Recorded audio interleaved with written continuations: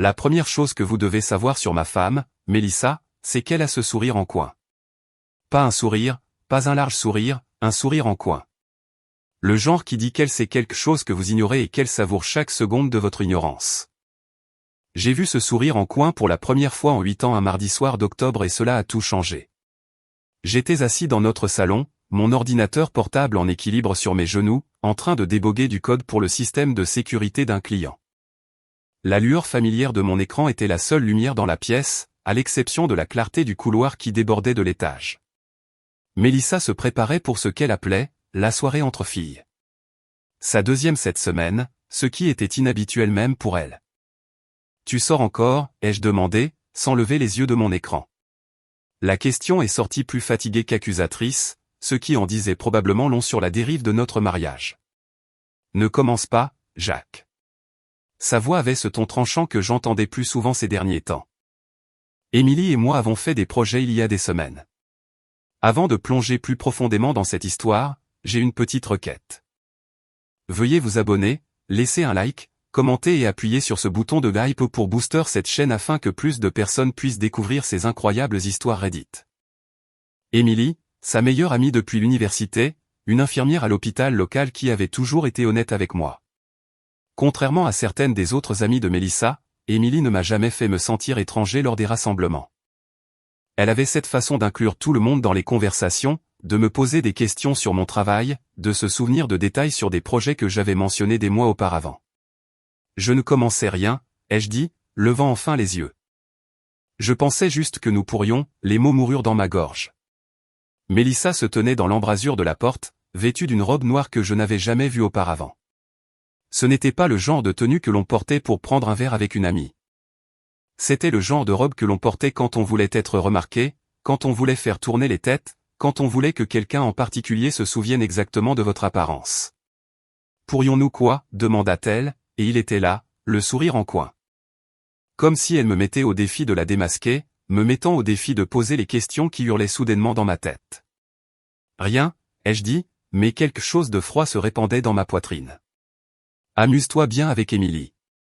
Oh, je ne vais pas avec Émilie ce soir. Le sourire en coin s'élargit. Changement de plan, je rencontre quelqu'un d'autre. La façon dont elle l'a dit, la façon dont elle me regardait, comme si elle attendait une réaction, en espérant une, m'a fait tressaillir l'estomac. 8 ans de mariage et je n'avais jamais vu cette expression sur son visage. Ce n'était pas ma femme qui était mystérieuse ou joueuse. C'était quelqu'un que je ne reconnaissais pas. Qui ? La question m'a échappé avant que je puisse l'arrêter. Est-ce que ça importe ? Elle a attrapé son sac à main sur la table du couloir, a vérifié son reflet dans le miroir une dernière fois. Tu vas de toute façon rester ici avec ton ordinateur. Mélissa, qu'est-ce qui se passe ? Elle s'est retournée vers moi et, pendant une seconde, j'ai cru voir quelque chose vaciller sur son visage. De la culpabilité, peut-être, ou du regret. Mais ensuite le sourire en coin est revenu, plus dur cette fois. « Tu veux vraiment savoir ?» demanda-t-elle. Très bien. Je sors avec Trevor, mon ex. Celui pour lequel tu as toujours été si inquiet. Trevor Morrison. Le nom m'a frappé comme un coup physique. Son ex-petit ami d'avant notre rencontre, celui avec qui elle était sortie pendant 3 ans, celui qu'elle avait prétendu être de l'histoire ancienne quand je l'avais interrogé au début de notre relation. Le propriétaire de restaurant à succès qui conduisait une BMW et vivait dans le quartier chic de la ville, celui qui avait essayé de l'ajouter en ami sur Facebook il y a 2 ans, provoquant notre première vraie dispute. Tu es sérieuse, là ?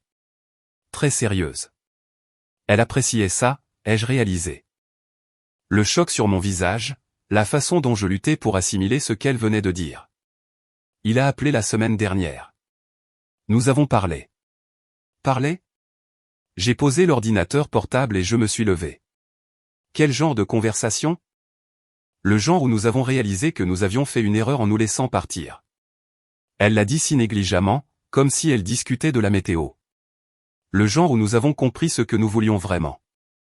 La pièce semblait s'incliner. 8 ans de mariage, un prêt immobilier, des amis communs, tout en commun. Et elle était là, me disant qu'elle avait eu une sorte d'aventure émotionnelle avec son ex-petite ami comme si de rien n'était. Alors, qu'est-ce que tu dis, Mélissa ? Tu dis que tu veux divorcer ? Je dis que je veux être heureuse. Elle a ouvert la porte d'entrée, l'air frais d'octobre s'engouffrant.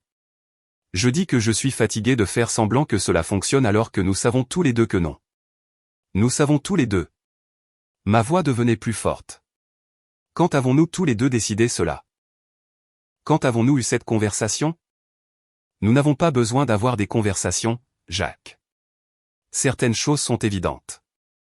Elle a fait un pas sur le porche, puis s'est retournée. Ne m'attends pas, la porte s'est refermée avec un doux clic qui, d'une certaine manière, a semblé plus fort que si elle l'avait claqué. Je suis resté là, dans le silence soudain, fixant la porte close, essayant de comprendre ce qui venait de se passer. Ma femme, la femme avec qui j'étais marié depuis 8 ans, la femme avec qui j'avais acheté cette maison, la femme avec qui j'avais prévu de fonder une famille, venait de sortir pour un rendez-vous avec son ex-petite amie. Et elle avait souri en le faisant. J'ai pris mon téléphone et j'ai fait défiler mes contacts jusqu'à ce que je trouve le numéro d'Émilie. Si Mélissa mentait à propos de la soirée entre filles, Émilie le saurait. Émilie me dirait la vérité.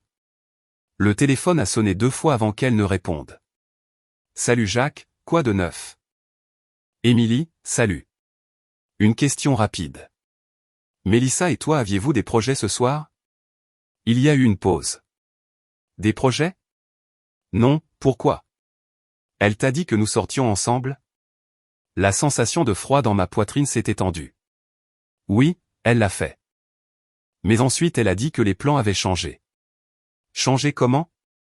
La voix d'Émilie avait ce ton prudent que les gens utilisent lorsqu'ils essaient de ne pas s'immiscer dans quelque chose de compliqué. Elle a dit qu'elle allait sortir avec Trevor Morrison à la place. Trevor? Son ex-Trevor? Une autre pause, plus longue cette fois. Jacques, je vais te demander quelque chose et je veux que tu saches que je ne le demande que parce que je me soucie de vous deux. Depuis combien de temps cela dure-t-il? Depuis combien de temps quoi? Les problèmes, la distance, parce que de mon point de vue, Mélissa est différente ces derniers temps, distraite, et pas dans le bon sens. Je me suis enfoncé dans le canapé. Je ne sais pas, quelques mois, peut-être. Je pensais que c'était juste le stress du travail ou peut-être que nous étions dans une routine. Des choses normales de mariage. Les choses normales de mariage n'impliquent généralement pas d'appeler d'anciens petits amis. Alors, tu penses qu'elle, je n'ai pas pu terminer la phrase. Je pense que tu as besoin d'avoir une conversation sérieuse avec ta femme, a dit Émilie doucement. Et je pense que tu as besoin de savoir ce que tu veux faire si elle n'est pas intéressée à avoir cette conversation. Après avoir raccroché, je suis resté assis longtemps dans le salon sombre, pensant à ce sourire en coin. À la façon dont Mélissa m'avait regardé comme si elle détenait toutes les cartes et que je venais de comprendre que nous jouions un jeu. Au fait qu'elle s'était habillée comme si elle allait à un premier rendez-vous, pas prendre un verre avec une vieille amie. Au fait qu'elle voulait que je le sache. Elle aurait pu mentir, aurait pu s'en tenir à l'histoire d'Émilie, aurait pu me tromper dans mon dos. Mais elle m'avait dit la vérité avec ce sourire en coin sur le visage, comme si elle voulait voir ma réaction, comme si elle me testait. Eh bien, ai-je pensé, fixant mon téléphone, deux peuvent jouer à ce jeu. J'ai fixé le numéro d'Émilie sur l'écran de mon téléphone pendant environ 10 minutes avant de trouver le courage de la rappeler. La maison semblait différente maintenant que Mélissa était partie. Pas vide, exactement, mais chargée de possibilités, comme l'air avant une tempête. Émilie, c'est Jacques encore. Je sais que c'est étrange, mais j'ai une question pour toi. Vas-y, j'ai pris une profonde inspiration. Veux-tu sortir avec moi? Le silence s'est étiré si longtemps que j'ai cru que l'appel avait été coupé. Puis Émilie a ri. Pas le rire poli que l'on donne quand quelqu'un raconte une mauvaise blague, mais un vrai rire, surpris et ravi. Tu me proposes un rendez-vous, Jacques Morrison? Je suppose que oui. Les mots me semblaient étranges dans la bouche, mais aussi justes d'une certaine manière. Je veux dire, si ma femme peut sortir avec son ex-petite amie, je me dis que je peux aussi sortir avec quelqu'un. Quelqu'un qui veut dire moi spécifiquement ou juste quelqu'un en général? Toi spécifiquement. Et en le disant, j'ai réalisé que c'était vrai. Pas seulement parce qu'Émilie était disponible et que j'étais blessé, mais parce que je l'avais toujours aimée. Elle était intelligente, drôle et vraie d'une manière que Mélissa n'avait pas été depuis longtemps. Je t'ai toujours aimé, Émilie, même quand je n'aurais probablement pas dû. Même quand tu n'aurais pas dû. Même quand j'étais marié à ta meilleure amie. Une autre pause. Jacques, es-tu sûr de cela? Parce qu'une fois que nous aurons franchi cette ligne, je suis sûr. J'étais surpris de mon assurance. Mélissa a fait son choix ce soir. Maintenant, je fais le mien. D'accord, alors. J'entendais le sourire dans sa voix. Viens me chercher dans 1 heure. J'ai raccroché et j'ai immédiatement ressenti un mélange d'exaltation et de terreur. Qu'est-ce que je faisais? Allais-je vraiment sortir avec la meilleure amie de ma femme pendant que ma femme était dehors avec son ex? Oui. Oui, je l'étais. J'ai pris une douche, me suis rasé et j'ai mis la chemise bleue boutonnée que Mélissa disait toujours qui mettait mes yeux en valeur. Puis j'ai réalisé que je m'habillais pour une autre femme en utilisant les conseils de ma femme et j'ai dû rire de l'absurdité de tout cela.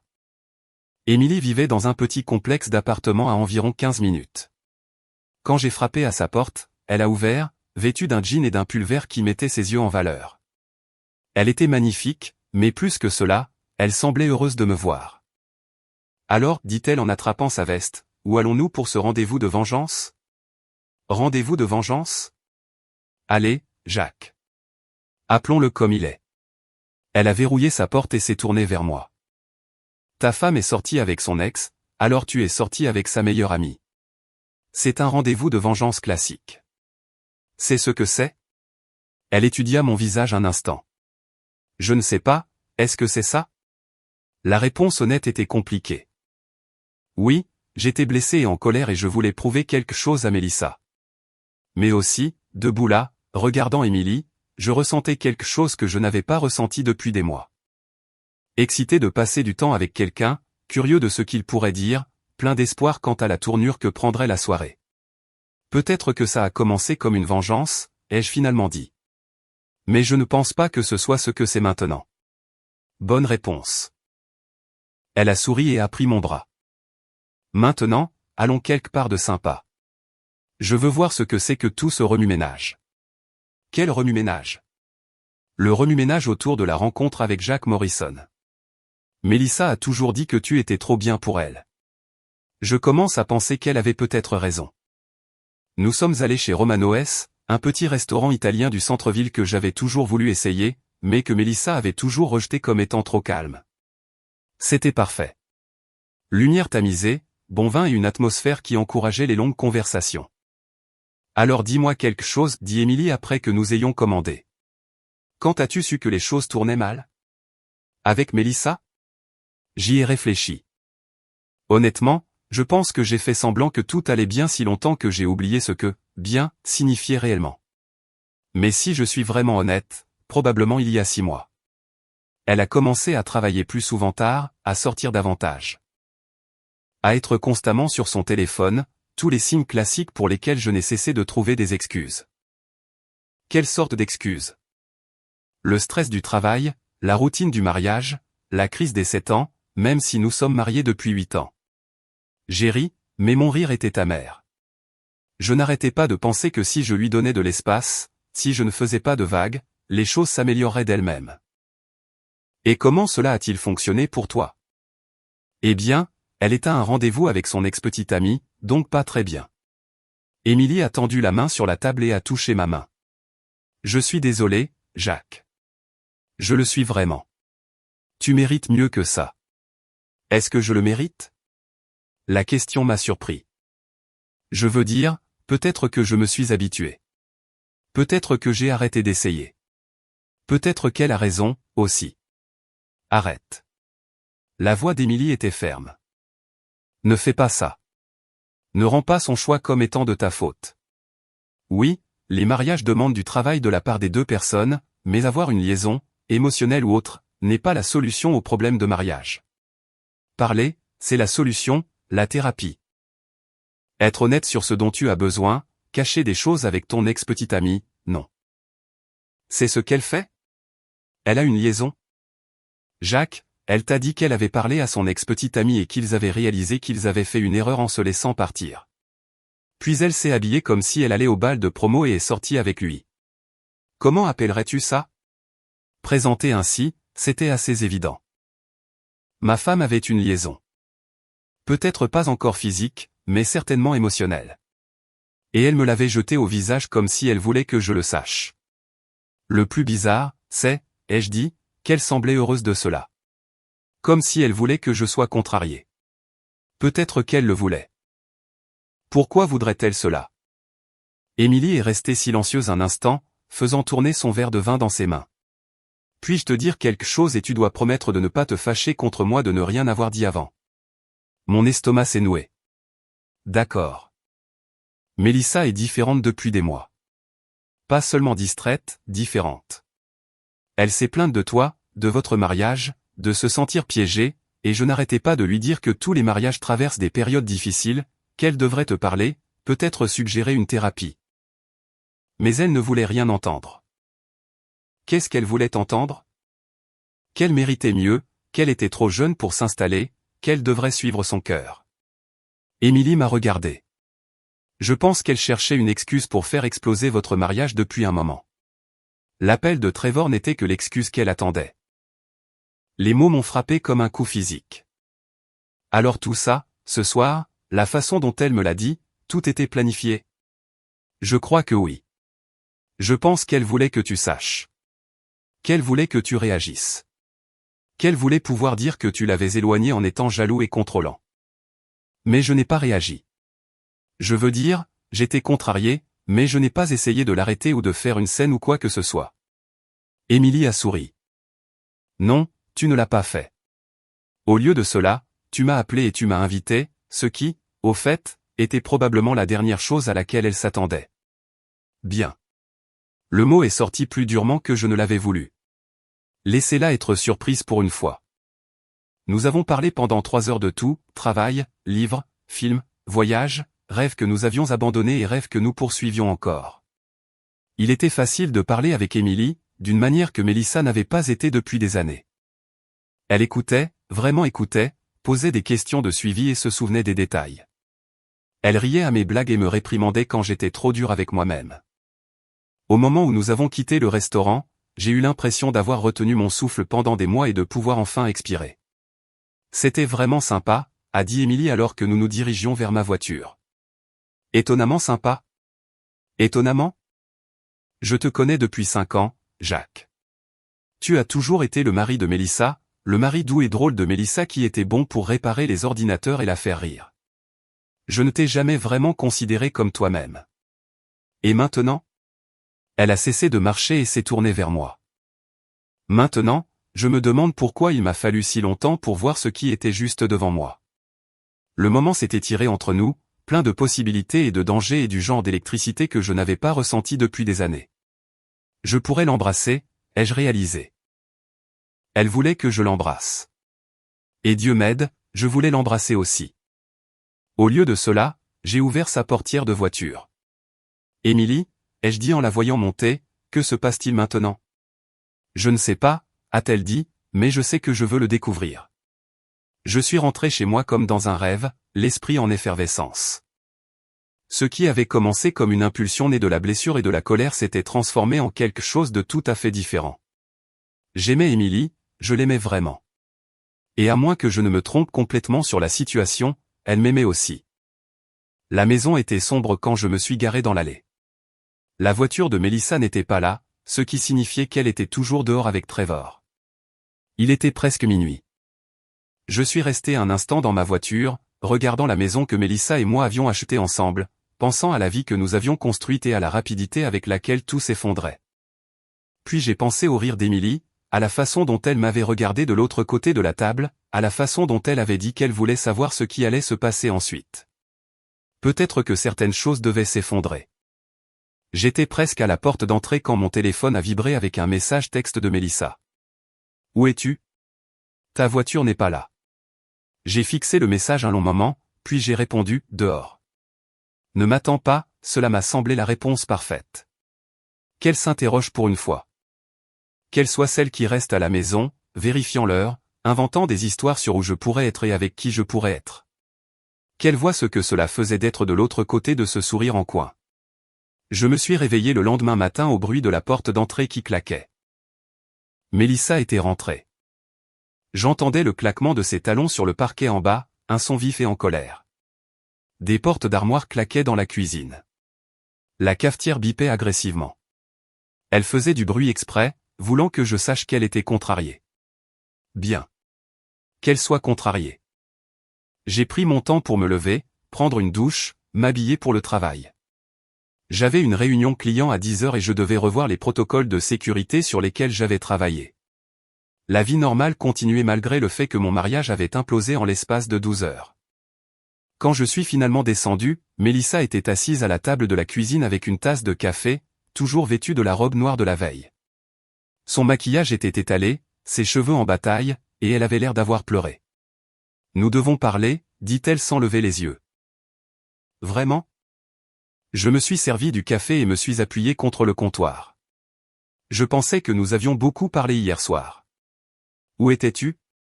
La question est sortie vive et accusatrice. Dehors. Dehors où? J'ai bu une gorgée de café et j'ai étudié son visage. Elle avait l'air terrible, ce qui était inhabituel pour Mélissa. Même les jours les plus difficiles, elle parvenait généralement à avoir l'air soignée. Ce matin, elle avait l'air brisée. « Comment s'est passé ton rendez-vous avec Trevor ?» ai-je demandé au lieu de répondre. Quelque chose a vacillé sur son visage, de l'embarras peut-être ou de la colère. Ce n'était pas un rendez-vous. Non. Alors c'était quoi? Nous avons parlé du bon vieux temps, de ce qui n'allait pas entre nous. Et à quelle conclusion êtes-vous parvenu? Elle me regarda alors et je pus voir l'incertitude dans ses yeux. Quoi qu'il se fût passé avec Trevor, cela ne s'était pas déroulé comme elle l'avait prévu. Jacques, je crois que j'ai fait une erreur. Quelle erreur serait-ce? Sortir avec ton ex-petite amie ou m'en parler de la façon dont tu l'as fait? Les deux. Ni l'un ni l'autre. Je ne sais pas, elle mit sa tête dans ses mains. Je suis confuse. À propos de quoi? À propos de tout. À propos de nous, à propos de ce que je veux, à propos de savoir si je jette quelque chose de bien pour quelque chose qui pourrait même ne plus exister. Je posai ma tasse de café. Mélissa, qu'est-ce qui s'est passé la nuit dernière? Trevor et moi sommes allés dîner, puis nous sommes rentrés chez lui. Mon estomac s'est serré, mais elle a continué. Et nous avons parlé, vraiment parlé, de pourquoi nous avions rompu, de ce que nous avions tous les deux fait au cours des 8 dernières années, de savoir si nous avions encore des sentiments l'un pour l'autre. Et alors? Et j'ai réalisé que j'avais idéalisé quelque chose qui s'était terminé pour de bonnes raisons. Trevor est la même personne qu'il a toujours été, charmant et réussi et complètement égocentrique. Il a passé 2 heures à parler de son restaurant, de sa nouvelle voiture et de son appartement. Et quand j'ai essayé de lui parler de ma vie, de nous, de ce que je ressentais, il n'était juste pas intéressé. J'ai ressenti une petite bouffée de satisfaction. Alors, vos grandes retrouvailles ne se sont pas déroulées comme prévu? Non, pas du tout. Elle m'a regardé, les larmes aux yeux. Jacques, je crois que j'ai été une idiote. Je crois que j'ai tellement été concentré sur ce que je pensais manquer que j'ai oublié ce que j'avais réellement. Ce que tu avais, ai-je corrigé, au passé. Que veux-tu dire? Je veux dire que tu ne peux pas faire exploser un mariage un mardi soir et ensuite essayer de le reconstituer un mercredi matin parce que ton plan de secours n'a pas fonctionné. Ce n'est pas ce que c'est. N'est-ce pas? J'ai attrapé mon sac d'ordinateur portable et mes clés de voiture. Mélissa? Tu m'as dit hier soir que tu avais parlé à ton ex-petite amie et que vous aviez tous les deux réalisé que vous aviez fait une erreur en vous laissant partir.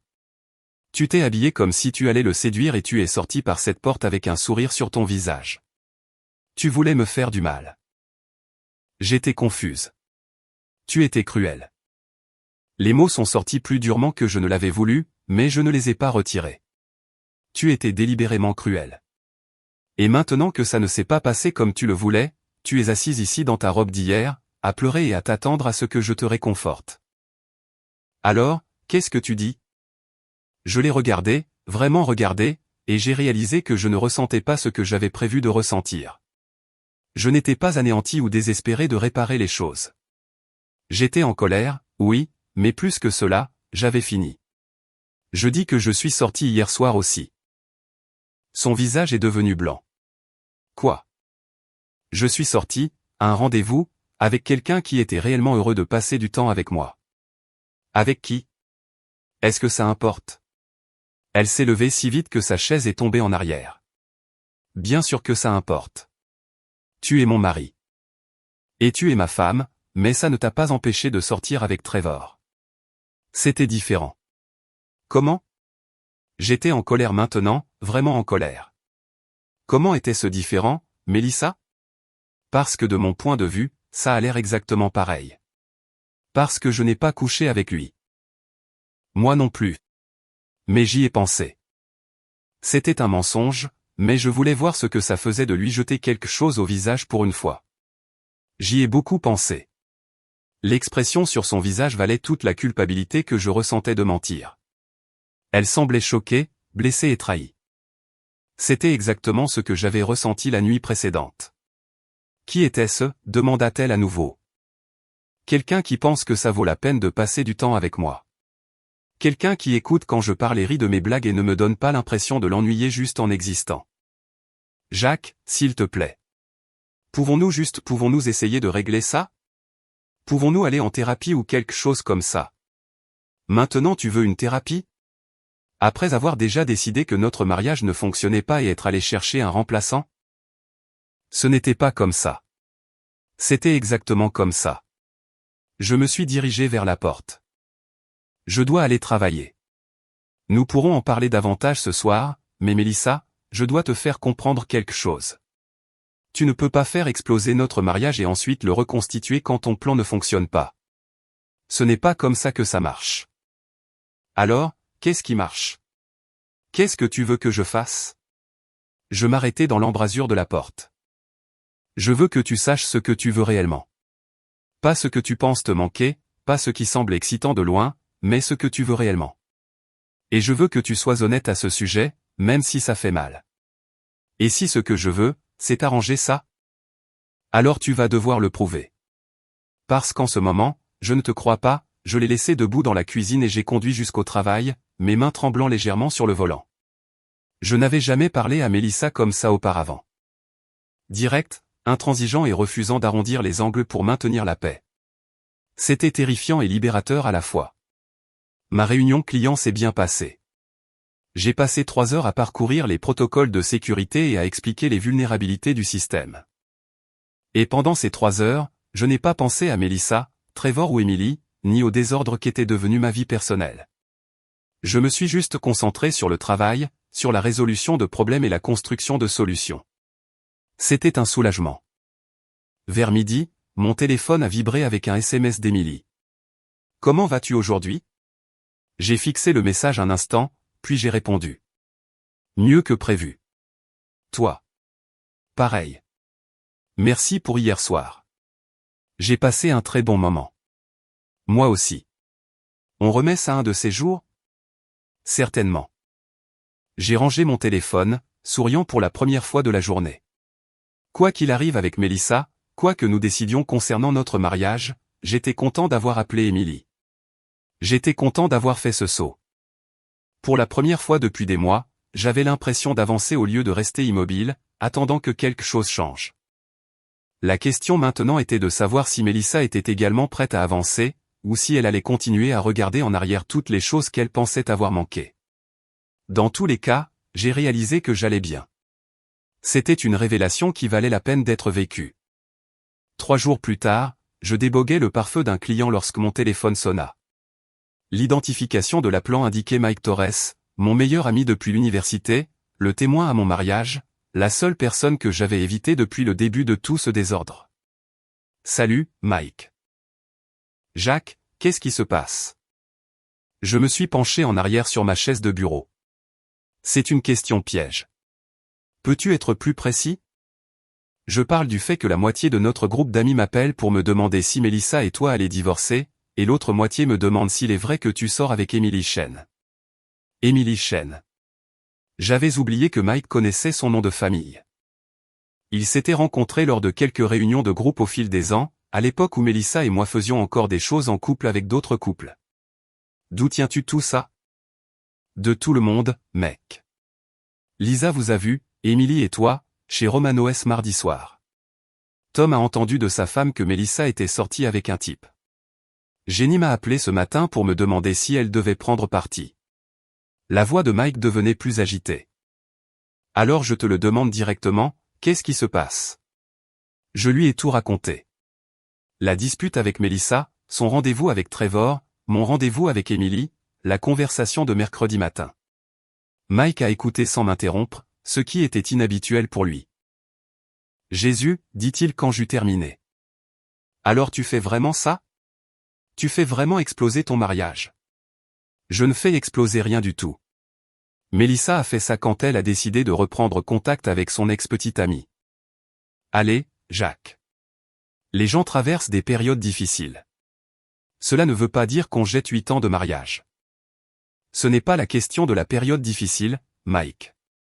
C'est la façon dont elle l'a gérée. Elle aurait pu me parler, suggérer une thérapie, être honnête sur ce qu'elle ressentait.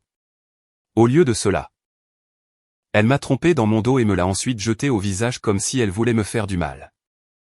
Alors tu as décidé de lui faire du mal en retour en sortant avec sa meilleure amie. L'accusation m'a piqué parce qu'il y avait une part de vérité.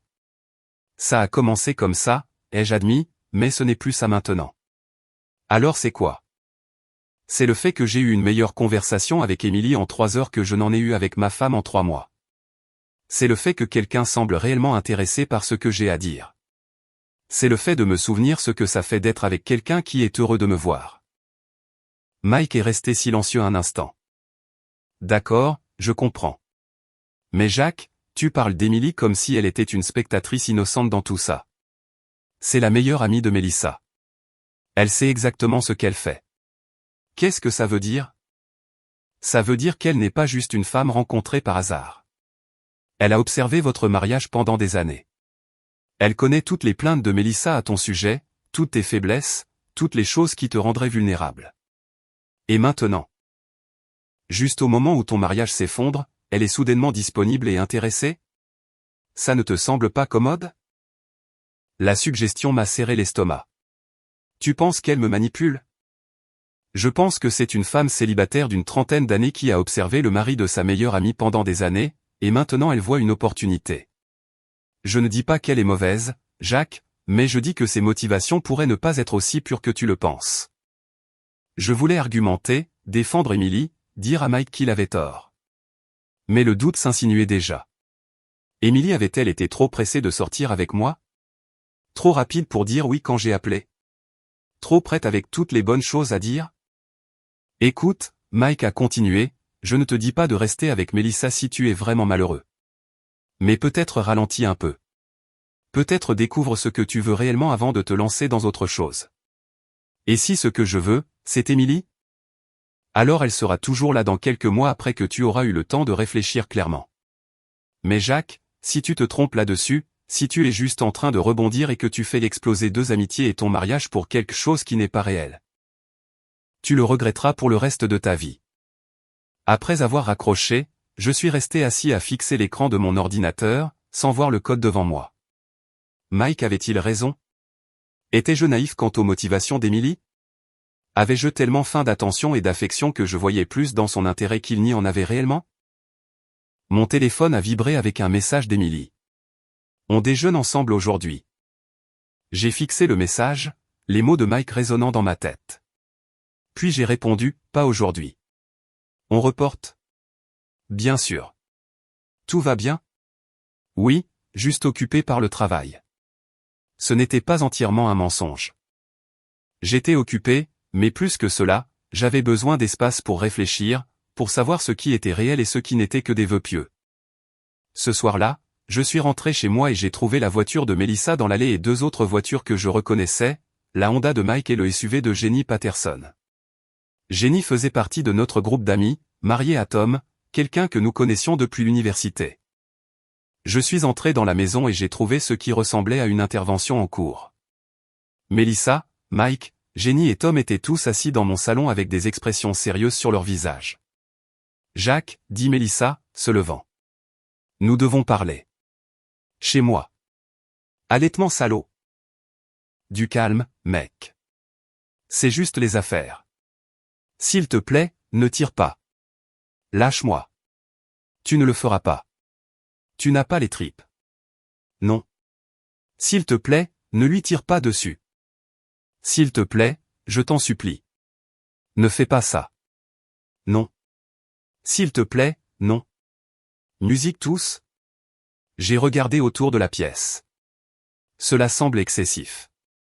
Assieds-toi, mec, dit Mike. S'il te plaît. Je suis resté debout. De quoi s'agit-il? Il s'agit du fait que tu prends des décisions qui nous affectent tous, dit Jenny. Notre groupe d'amis, nos relations, tout ce que nous avons construit ensemble au fil des ans. Je prends des décisions qui affectent mon mariage. C'est entre Melissa et moi. Vraiment? Tom prit la parole.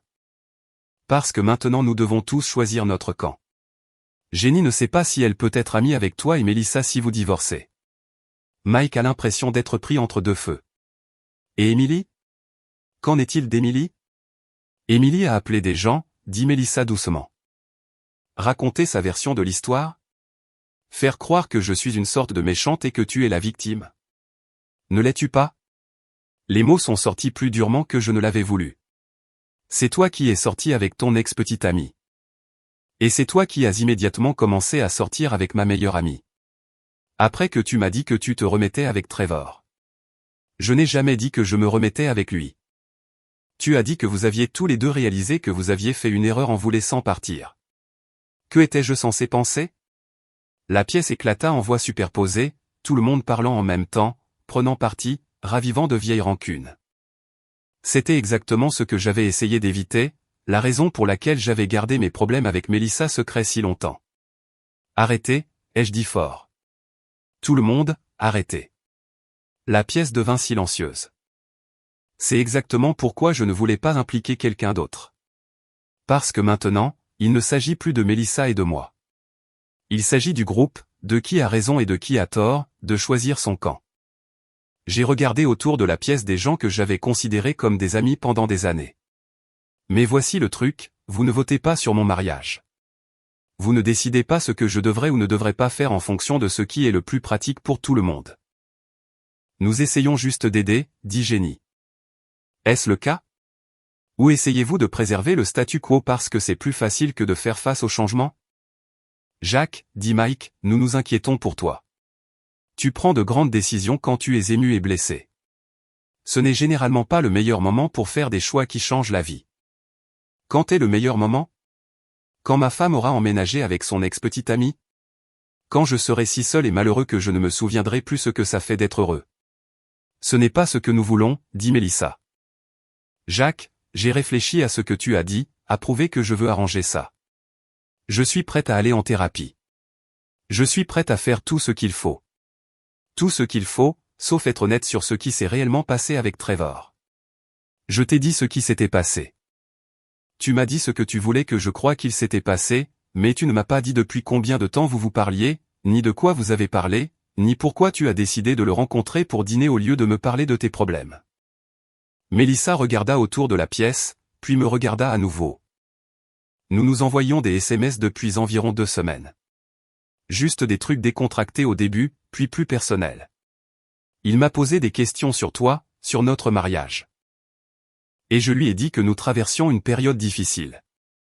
Il m'a dit qu'il avait toujours regretté la façon dont les choses s'étaient terminées entre nous, et j'ai dit que je me demandais parfois ce qui se serait passé si nous avions fait plus d'efforts pour que ça marche. Et ensuite, il m'a invité à dîner pour parler, pour voir s'il y avait encore quelque chose. Elle pleurait maintenant. J'ai dit oui parce que j'étais curieuse et parce que je me sentais sous-estimée et parce que je voulais savoir si l'herbe était vraiment plus verte ailleurs. Et qu'as-tu découvert? Que non.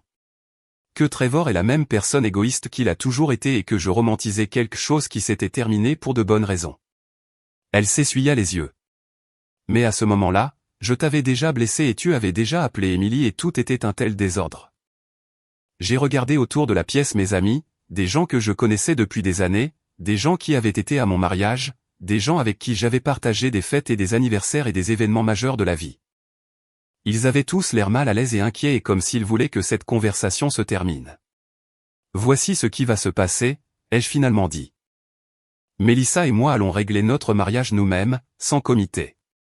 Si nous décidons d'essayer la thérapie, nous essayerons la thérapie. Si nous décidons de divorcer, nous divorcerons. Mais nous prendrons cette décision en fonction de ce qui est le mieux pour nous. Et non de ce qui est le plus pratique pour tout le monde. Qu'en est-il d'Émilie, demanda Jenny. Qu'en est-il d'elle? Vas-tu continuer à la voir pendant que tu essaies de régler les choses avec Mélissa? Je regardais Mélissa. Veux-tu que je cesse de la voir? Oui. Alors tu dois cesser de parler à Trevor, définitivement.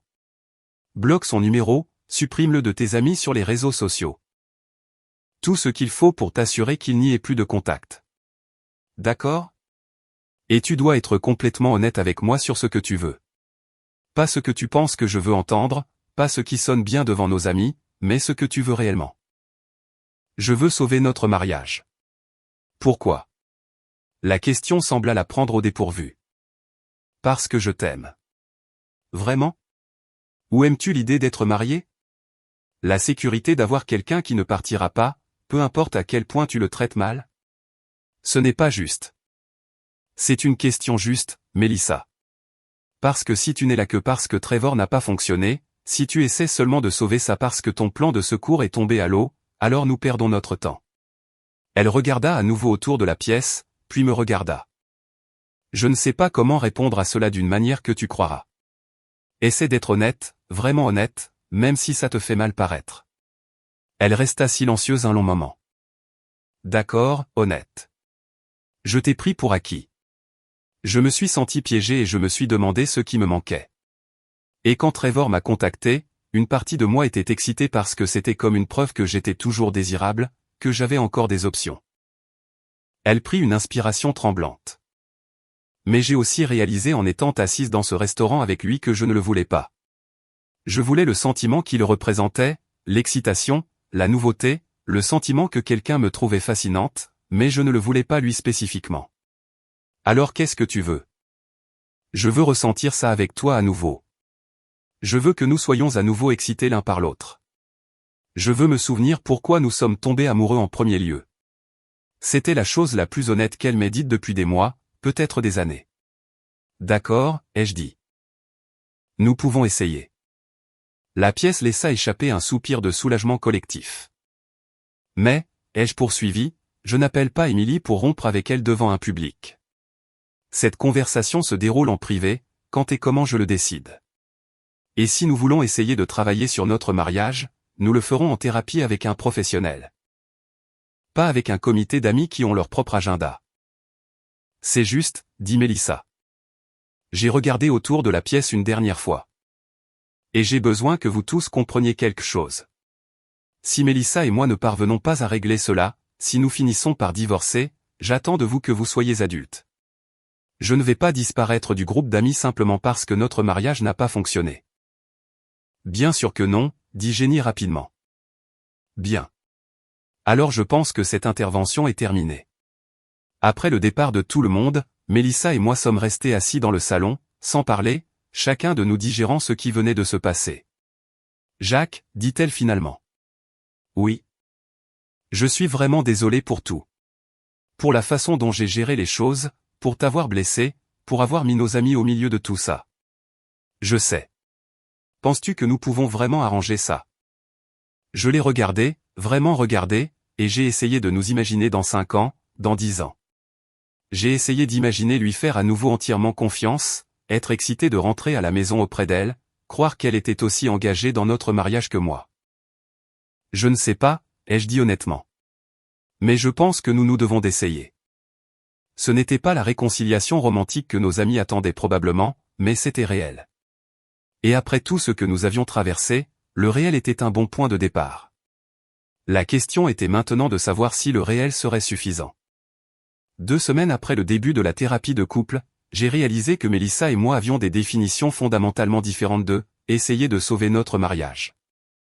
Pour moi, cela signifiait être complètement honnête sur nos problèmes, faire le travail nécessaire pour reconstruire la confiance et apporter de réels changements dans la façon dont nous communiquions et nous traitions mutuellement. Pour Mélissa, cela signifiait apparemment faire semblant jusqu'à ce que suffisamment de temps se soit écoulé pour qu'elle puisse prétendre que nous avions tout essayé avant de passer à ce qu'elle voulait réellement faire. Notre conseillère, le docteur Patricia Williams, était une femme directe d'une 50aine d'années qui avait un don pour aller droit au but. Elle nous posait des questions difficiles depuis 2 semaines, et alors que je répondais honnêtement, Mélissa donnait des réponses soigneusement élaborées qui sonnaient bien mais ne disaient rien de vraiment concret. Mélissa, dit le docteur Williams lors de notre 3e séance, la semaine dernière, vous avez dit que vous vouliez reconstruire l'intimité dans votre mariage. Quelles mesures spécifiques avez-vous prises pour atteindre cet objectif? Mélissa se tortillait sur sa chaise. Eh bien, j'ai essayé d'être plus présente quand Jacques et moi passons du temps ensemble. Moins distraite par mon téléphone, plus concentrée sur nos conversations. Et comment cela s'est-il ressenti, Jacques? J'ai regardé Mélissa, puis le docteur Williams. Je n'ai pas remarqué de différence. Pouvez-vous être plus précis? Elle est toujours constamment sur son téléphone. Elle sort toujours avec des amis plusieurs fois par semaine. Elle travaille toujours tard la plupart des soirs. Si elle essaie d'être plus présente, je n'en vois aucune preuve. Mélissa, comment réponds-tu à cela? Je pense que les attentes de Jacques sont irréalistes. Je ne peux pas changer complètement tout mon mode de vie du jour au lendemain. Je dois maintenir mes amitiés et ma carrière. Personne ne te demande d'abandonner tes amis ou ta carrière, ai-je dit. Mais tu pourrais peut-être passer une soirée par semaine à la maison avec ton mari. Tu pourrais peut-être poser ton téléphone pendant le dîner. Tu pourrais peut-être agir comme si être marié avec moi était quelque chose que tu voulais vraiment faire. Je veux être marié avec toi. Vraiment? Parce que de mon point de vue, on dirait que tu veux la sécurité du mariage tout en vivant comme si tu étais célibataire. Le docteur Williams a levé la main. Faisons une pause ici. Mélissa, je veux que tu réfléchisses à l'observation de Jacques. Peux-tu voir comment tes actions pourraient envoyer un message différent de ce que tu dis dans cette pièce? Je suppose, mais, pas de mais. Juste, accepte ça un instant. Le docteur Williams s'est tourné vers moi. Jacques, je veux te poser une question à propos d'Émilie. Mon estomac s'est serré. Qu'est-ce qu'il y a avec elle? Tu as accepté de cesser de la voir pendant que tu travailles sur ton mariage. Comment cela s'est-il passé pour toi? Dur. C'était la vérité. J'avais appelé Émilie le lendemain de notre intervention entre amis et lui avais expliqué que Mélissa et moi allions tenter une thérapie. Elle avait été compréhensive, mais je pouvais entendre la déception dans sa voix. Elle me manque. Qu'est-ce qui te manque spécifiquement? Elle écoute. Elle pose des questions sur mon travail, se souvient des choses que je lui ai dites, semble réellement intéressée par ce que j'ai à dire. Elle me donne l'impression que ça vaut la peine de passer du temps avec moi. Et tu ne ressens pas ça avec Mélissa? J'ai regardé ma femme, qui fixait ses mains. Pas ces derniers temps, non. Mélissa, comment te sens-tu en entendant Jacques dire cela? Cela me donne l'impression de ne rien pouvoir faire de bien. Comme si, quoi que je fasse, il allait me comparer à Émilie et me trouver défaillante. Est-ce ce que tu fais, Jacques? Peut-être. J'y ai réfléchi. Mais pas intentionnellement. C'est juste difficile de ne pas remarquer le contraste. Quel contraste? Émilie était excitée de passer du temps avec moi. Mélissa agit comme si passer du temps avec moi était une corvée qu'elle devait caser dans son emploi du temps. Émilie riait à mes blagues et me posait des questions sur ma journée et semblait réellement apprécier ma compagnie. Mélissa lève à peine les yeux de son téléphone quand je parle. Ce sont des observations assez spécifiques. Mélissa, à quel point penses-tu que l'évaluation de Jacques est précise? Mélissa est restée silencieuse un long moment. Je ne sais pas. Peut-être plus précise que je ne veux l'admettre. Peux-tu développer? Je pense que je me suis tellement concentré sur ce que je pensais manquer que j'ai cessé d'apprécier ce que j'avais.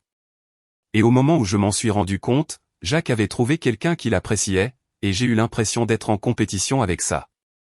Comment as-tu ressenti ça? Terrible. Comme si j'avais perdu quelque chose que je ne savais même pas apprécier avant qu'il ne soit parti. C'était la chose la plus honnête qu'elle m'ait dite depuis que nous avions commencé la thérapie. Jacques, dit le docteur Williams, comment réagis-tu à cela? Je veux le croire, mais j'ai besoin de voir des changements, pas seulement d'en entendre parler. J'ai besoin de sentir que Mélissa veut réellement être mariée avec moi, pas qu'elle essaie juste de gagner une compétition avec Émilie. À quoi ressembleraient ces changements? Je ne sais pas. Passer du temps ensemble sans son téléphone, avoir des conversations sur autre chose que ses drames professionnels ou ses drames entre amis.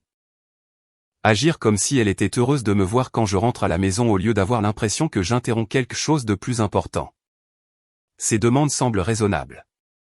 Mélissa, que penses-tu de ces changements? Je peux essayer. Essayer n'est pas faire, ai-je dit. J'entends je peux essayer et depuis 2 semaines et rien n'a réellement changé. Que veux-tu que je dise, Jacques? Que je peux me transformer complètement du jour au lendemain. Que je peux défaire des mois de mauvaises habitudes en 2 semaines? Je veux que tu dises que tu comprends pourquoi je suis frustré et que tu vas apporter des changements spécifiques et concrets à partir d'aujourd'hui. Pas essayer de faire des changements, pas penser à faire des changements, mais réellement les faire. Comme quoi? Comme rentrer à la maison pour le dîner ce soir au lieu de travailler tard. Comme ranger ton téléphone dans une autre pièce pendant que nous mangeons. Comme me demander comment s'est passée ma journée et réellement écouter la réponse. D'accord.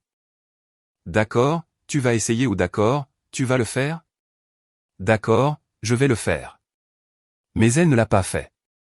Ce soir-là, elle m'a envoyé un SMS à 17h30 pour dire qu'elle devait travailler tard. Quand elle est enfin rentrée à 21h, elle a passé toute la soirée sur son téléphone à envoyer des SMS à des amis à propos de projets de week-end qui ne m'incluaient apparemment pas. Je n'ai rien dit. Je l'ai juste regardé et j'ai réalisé que le docteur Williams avait eu raison de nous pousser sur les détails. Quand il s'est agi de réellement changer son comportement, Mélissa ne pouvait pas ou ne voulait pas le faire. Le lendemain matin, j'ai appelé Émilie. Jacques, salut. Comment ça va? Pas super. On peut parler? Bien sûr. On se retrouve pour un café? En fait, peux-tu venir chez moi? Mélissa est au travail et je pense que nous devons avoir cette conversation en privé. Émilie est arrivée 1 heure plus tard, l'air inquiet. Qu'est-ce qui se passe? Je lui ai raconté les séances de thérapie, les promesses de Mélissa de changer et son incapacité à les tenir, ma prise de conscience croissante que ma femme faisait semblant mais n'était pas réellement engagée à sauver notre mariage. Alors, qu'est-ce que tu vas faire? Demanda Émilie. Je ne sais pas. Une partie de moi pense que je devrais lui laisser plus de temps, continuer d'essayer, ne pas abandonner trop facilement, mais une partie de moi pense que je ne fais que prolonger l'inévitable. Que te dit ton instinct? Mon instinct me dit que Mélissa ne veut pas vraiment être mariée avec moi. Elle veut être mariée et elle veut la sécurité et la stabilité qui vont avec, mais elle ne veut pas être mariée avec moi spécifiquement. Elle veut être mariée avec une version idéalisée de moi qui n'existe pas réellement. Et toi, qu'est-ce que tu veux? Je veux être avec quelqu'un qui est excité d'être avec moi. Quelqu'un qui me choisit tous les jours, pas quelqu'un qui reste avec moi parce que c'est plus facile que de partir. Émilie resta silencieuse un instant. Jacques, puis-je te dire quelque chose? Bien sûr. Je t'ai observé, toi et Mélissa, pendant des années et je l'ai vu te prendre pour acquis, rejeter tes intérêts, lever les yeux au ciel quand tu parles. Agir comme si tu avais de la chance de l'avoir au lieu de l'inverse. C'était difficile à regarder parce que tu es un homme bon et tu mérites mieux que ça. Pourquoi n'as-tu jamais rien dit? Parce que c'est mon ami et que tu étais marié et ce n'était pas ma place. Mais Jacques, quand tu m'as appelé cette nuit-là et que tu m'as invité, j'ai dit oui immédiatement parce que j'espérais depuis des années que tu réaliserais que tu méritais mieux. Alors, Mike avait raison? Tu attendais une opportunité? Le visage d'Émilie s'est empourpré. Pas de la façon dont il l'a présenté. Je ne complotais pas pour briser votre mariage, mais oui, j'ai des sentiments pour toi depuis longtemps et oui, j'étais contente quand tu as enfin semblé remarquer que j'existais comme plus qu'une simple amie de Mélissa. Combien de temps? Depuis combien de temps ai-je des sentiments pour toi? Elle semblait gênée. Environ 3 ans. Depuis ce barbecue du 4 juillet où tu as passé 1 heure à me parler du livre que je lisais pendant que Mélissa était à l'intérieur à se plaindre à tout le monde à quel point tu étais ennuyeux. Le souvenir m'a frappé comme un coup physique. Je me suis souvenu de cette conversation, je me suis souvenu d'avoir pensé à quel point c'était agréable de parler à quelqu'un qui était réellement intéressé par les idées, les livres et les choses qui comptaient. Je me suis aussi souvenu être rentré à l'intérieur après pour trouver Mélissa faisant la cour dans la cuisine, faisant des blagues sur mes obsessions de nerd pendant que nos amis riaient. Elle se plaignait que j'étais ennuyeux. Elle fait ça souvent, Jacques. Elle fait des blagues sur ton travail, tes passe-temps, tes intérêts.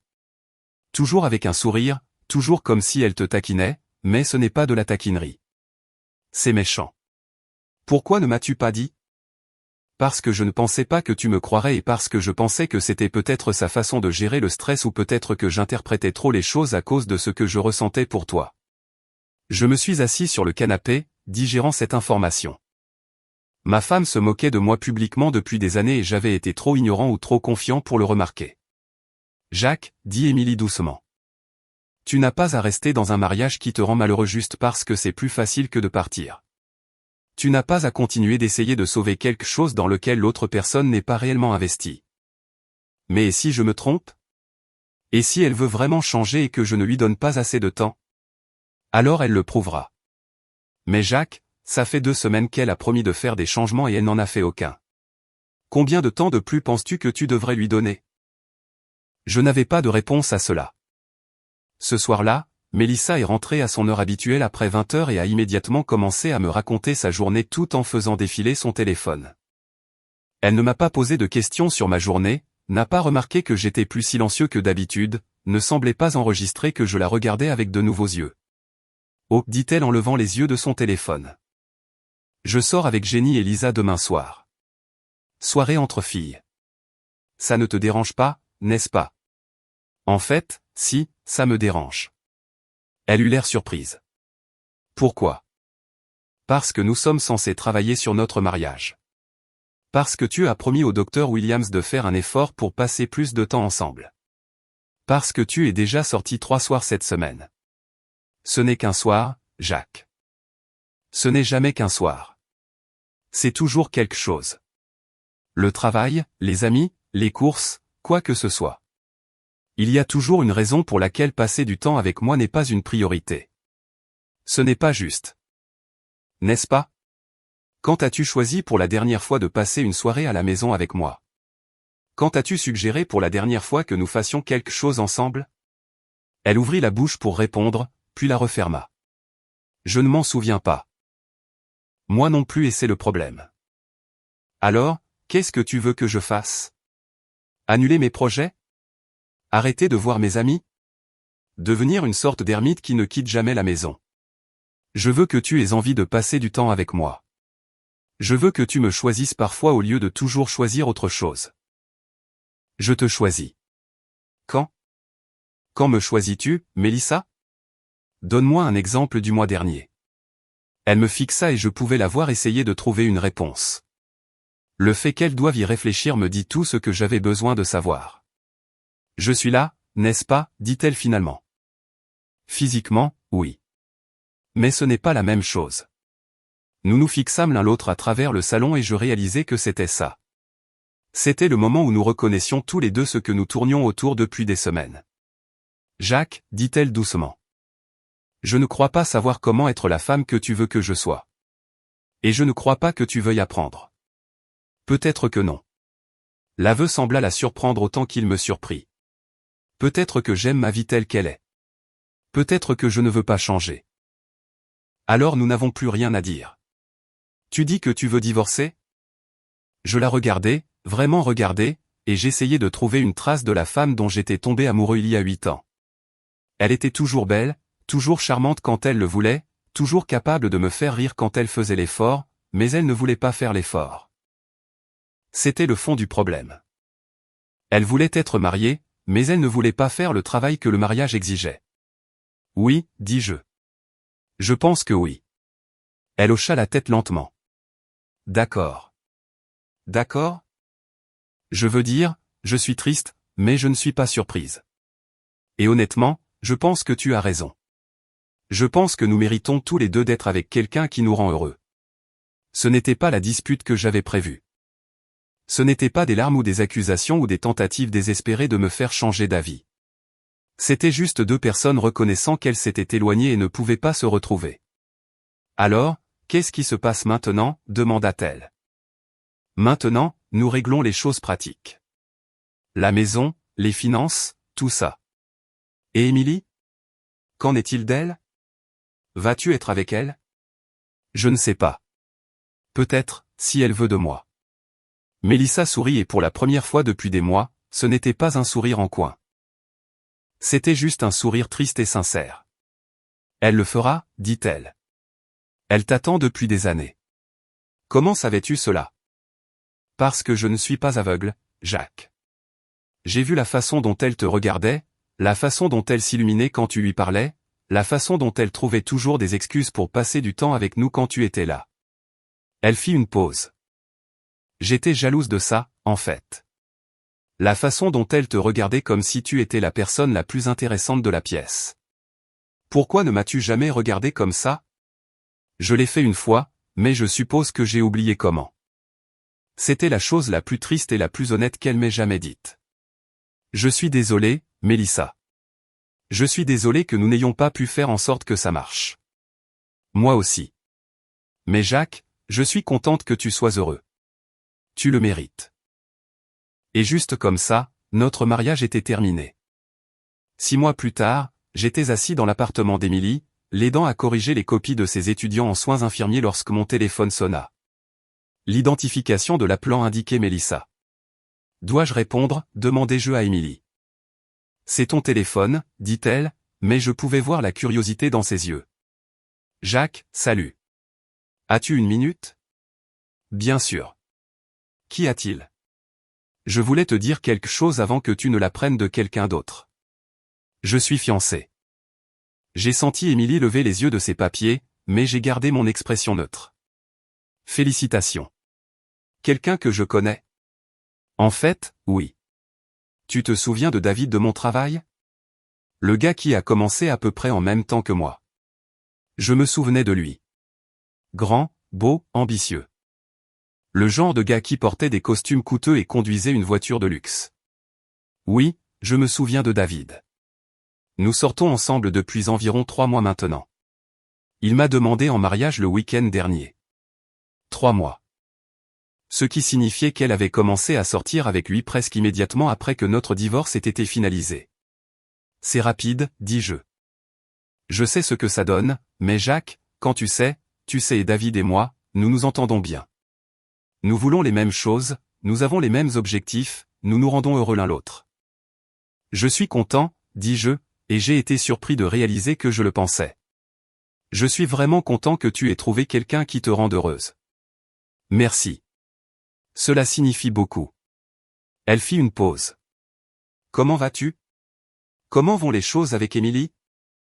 J'ai regardé Émilie, qui faisait semblant de se concentrer sur sa correction, mais qui écoutait évidemment chaque mot.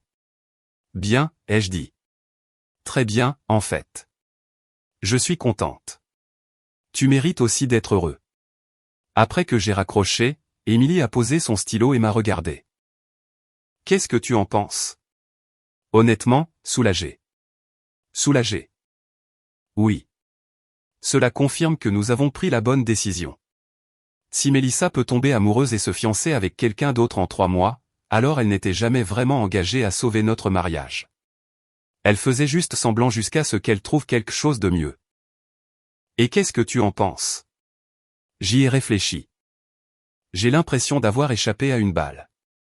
Si nous étions restés ensemble, si nous avions réussi d'une manière ou d'une autre à surmonter nos problèmes. J'aurais passé le reste de ma vie avec quelqu'un qui cherchait toujours quelque chose de mieux. Quelqu'un qui serait parti au moment où une option plus attrayante se serait présentée. Émilie hocha la tête. David lui correspond bien, en fait. Il est aussi ambitieux et soucieux de son image qu'elle. Ils seront probablement très heureux ensemble. Tu n'as pas l'air entièrement convaincu. J'espère qu'ils seront heureux. Mais Jacques, Mélissa a un schéma. Elle s'ennuie, elle commence à regarder autour d'elle, elle trouve quelqu'un de nouveau et d'excitant. Et puis elle détruit tout pour être avec lui. Elle l'a fait à Trevor quand elle t'a rencontré. Elle te l'a fait quand elle a renoué avec Trevor. Et maintenant, elle le fait à nouveau avec David. Tu penses qu'elle le trompera aussi? Je pense qu'elle fera tout ce qu'il faut pour se divertir. Et si cela signifie faire exploser une autre relation plus tard, alors c'est ce qu'elle fera. C'était une évaluation dure, mais probablement exacte. Mélissa était quelqu'un qui avait besoin d'excitation constante, de validation constante, de preuves constantes qu'elle était désirable et qu'elle avait des options. Ce n'était pas nécessairement un défaut de caractère, mais cela en faisait un mauvais pari pour un engagement à long terme. Eh bien, ai-je dit, c'est le problème de David maintenant, pas le mien. Exactement. Émilie s'est déplacée pour s'asseoir à côté de moi sur le canapé. En parlant d'engagement à long terme. Oui. Je t'aime. Les mots sont restés en suspens entre nous. Nous sortions ensemble depuis 6 mois, vivions ensemble depuis 2, mais aucun de nous n'avait encore prononcé ces mots. Je pense que nous avions tous les deux peur d'aller trop vite, de répéter les erreurs qui avaient conduit à l'échec de mon mariage. Je t'aime aussi, ai-je dit, et je le pensais complètement. Bien. Elle a souri. Parce que je commençais à penser que tu n'allais jamais le dire. J'attendais le bon moment. Et entendre parler des fiançailles de ton ex-femme était le bon moment? C'est le moment où j'ai réalisé que j'avais complètement tourné la page sur mon ancienne vie et que j'étais complètement engagé dans ma nouvelle. Elle m'a embrassé, et j'ai pensé à quel point cela était différent de ma relation avec Mélissa. Avec Mélissa, tout était question de prouver quelque chose, de prouver que j'étais digne de son attention, de prouver que notre relation fonctionnait, de prouver que nous étions heureux même quand nous ne l'étions pas. Avec Émilie, je n'avais rien à prouver. Je pouvais simplement être moi-même, et c'était suffisant, plus que suffisant. Alors, qu'est-ce qui se passe maintenant, demanda-t-elle. Maintenant, nous continuons ce que nous faisons. Nous continuons à construire quelque chose de réel ensemble. Pas de gestes dramatiques?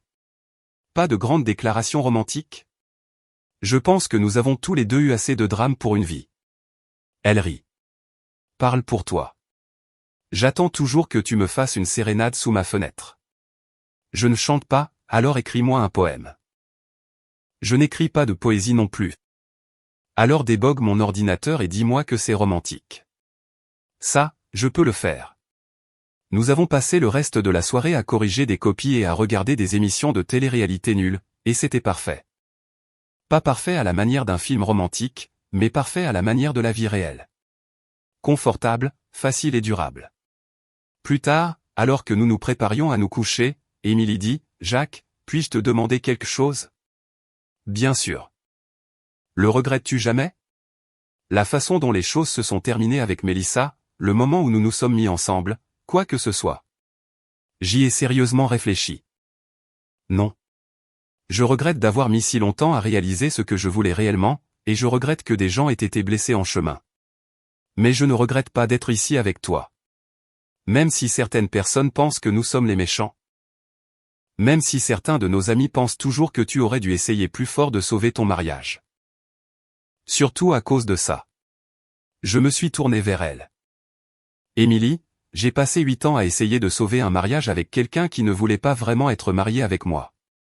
J'aurais pu passer 8 ans de plus à faire la même chose, et cela n'aurait rien changé. Mélissa aurait toujours cherché autre chose. Et j'aurais toujours essayé de me convaincre que le fait d'être toléré était la même chose que d'être aimé. Et maintenant? Maintenant, je suis avec quelqu'un qui veut réellement être avec moi. Quelqu'un qui me choisit tous les jours, non pas parce que c'est pratique, sur ou attendu. Mais parce qu'elle aime sincèrement passer du temps avec moi. J'aime passer du temps avec toi. Je sais, et c'est ce qui fait toute la différence. Le lendemain matin, je me suis réveillé avant Émilie et je suis resté au lit à la regarder dormir, pensant à quel point ma vie avait changé au cours de la dernière année. Il y a 12 mois, j'étais marié à quelqu'un qui me prenait pour acquis, entouré d'amis qui privilégiaient le maintien de la paix à faire ce qui était juste, bloqué dans des schémas qui rendaient tout le monde confortable, mais personne heureux. Maintenant, j'étais avec quelqu'un qui m'aimait exactement pour qui j'étais, qui soutenait mes rêves et partageait mes valeurs et me donnait envie d'être la meilleure version de moi-même. J'avais un cercle d'amis plus petit, mais c'était des gens qui m'avaient soutenu pendant la période la plus difficile de ma vie. J'avais une idée plus claire de ce que je voulais et de ce que j'étais prêt à accepter. J'avais appris la différence entre se contenter et choisir, entre être à l'aise et être heureux, entre être marié et être aimé. Cela avait été une année difficile, pleine de conversations difficiles et de prises de conscience douloureuses et de choix qui ont blessé des personnes qui me tenaient à cœur, mais cela avait aussi été l'année où j'avais appris à cesser de m'excuser de vouloir plus de ma vie. Émilie s'est agitée à côté de moi et a ouvert les yeux. Bonjour. Bonjour. À quoi penses-tu? Juste à ça, nous, à quel point j'ai de la chance. Nous avons tous les deux de la chance. Oui, nous le sommes. Elle s'étira et se retourna pour me faire face. Alors, quel est le plan pour aujourd'hui? Je pensais que nous pourrions rester au lit un moment, puis peut-être aller nous promener, puis revenir et préparer le dîner ensemble. Ça a l'air parfait. Vraiment? Tu ne veux rien faire de plus excitant? Sortir avec des amis, essayer un nouveau restaurant, vivre une sorte d'aventure? Elle me regarda comme si j'étais fou. Jacques, je peux passer toute la journée avec toi, à faire ce que nous voulons, sans obligation ni distraction. C'est une aventure. Et ça, j'ai réalisé, c'était la différence entre se contenter de quelqu'un et choisir quelqu'un. Quand tu es avec la bonne personne, les moments ordinaires semblent extraordinaires. Quand tu es avec la mauvaise personne, même les moments extraordinaires semblent ordinaires. J'avais passé 8 ans avec la mauvaise personne, et maintenant j'étais avec la bonne. Il m'avait fallu plus de temps qu'il n'aurait fallu pour le comprendre, mais j'y étais arrivé finalement. Et c'est ce qui importait.